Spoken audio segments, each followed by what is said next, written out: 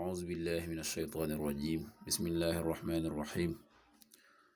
والصلاة والسلام على رسول الله سيدنا ومولانا محمد وآله وصحبه ومن والاه السلام عليكم ورحمة الله وبركاته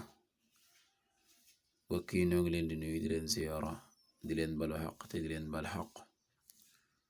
di leen ñaanal jàmm waaye itam di sàkku ci yéen ngeen ñaanal nu ko nuy ñaanit borom bi tabaraka wa taala mu defal nu tawfiq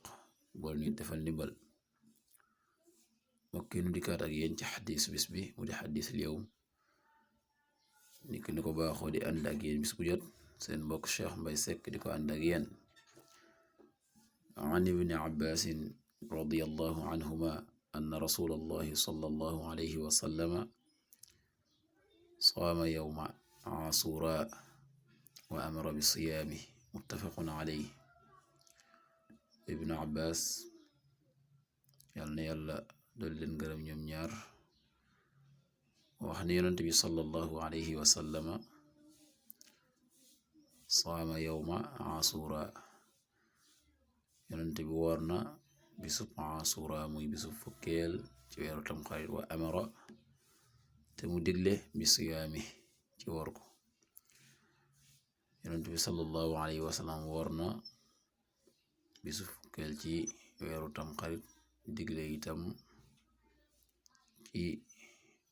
woor ko bokki xaddis bi kon xaddis la boo xam ne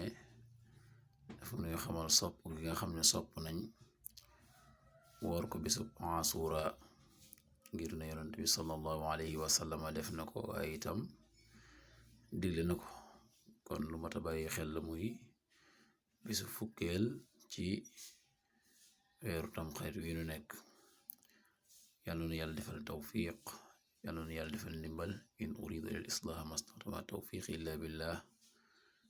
wassalaamu alaykum wa rahmatullahi wa barakaatuh